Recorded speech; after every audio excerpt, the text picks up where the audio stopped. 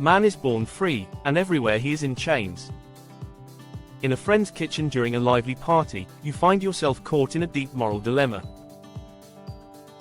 Imagining famous philosophers whispering advice, you hear utilitarian John Stuart Mill remind you that one should always aim to bring the greatest happiness to the greatest number.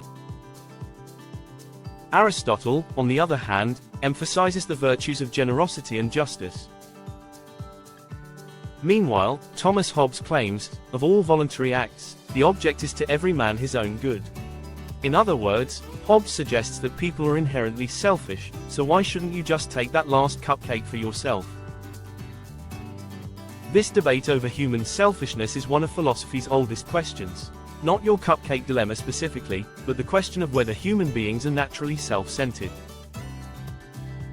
This idea, known as psychological egoism, proposes that we act solely out of self-interest. However, few philosophers support such an extreme stance.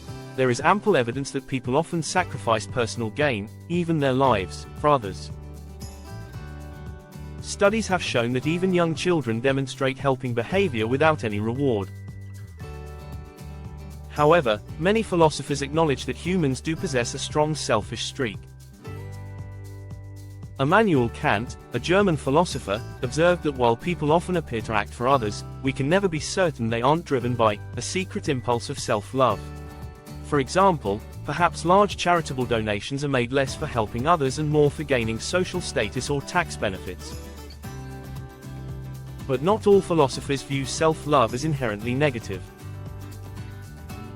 French philosopher Jean-Jacques Rousseau distinguished between two kinds of self-love. He described amour de soi as a natural form of self-preservation, essential for survival, and amour propre as the harmful desire for status and recognition, which he saw as a source of social inequality. Aristotle, too, believed humans are social creatures who thrive by seeking the good of others, suggesting that true self-love requires balancing self-interest with care for others. For many thinkers, the real question is not whether we are selfish but how to overcome it. Kant believed that a sense of moral duty helps us rise above our self-interest. Rousseau and Adam Smith, in contrast, argued that emotions like pity and sympathy lead us to consider others' needs. Meanwhile, philosopher-novelist Iris Murdoch proposed that love, a specific kind of love, is the only genuine solution to human selfishness.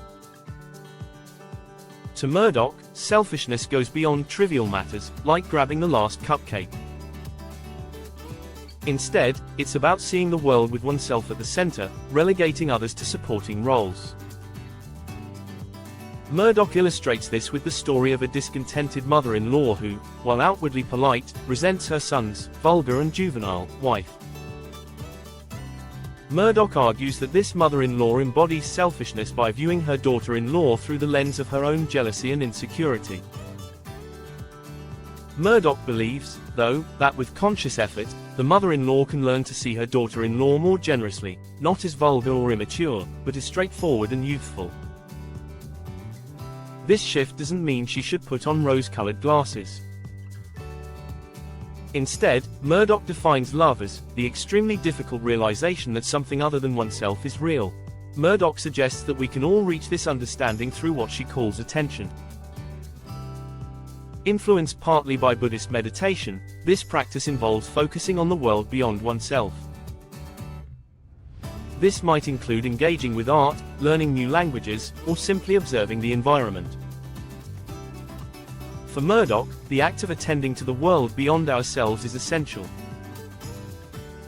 By practicing attention, we can begin to see the world as it truly is, allowing us to relate to others in a way that transcends selfishness. For more videos, please like and subscribe.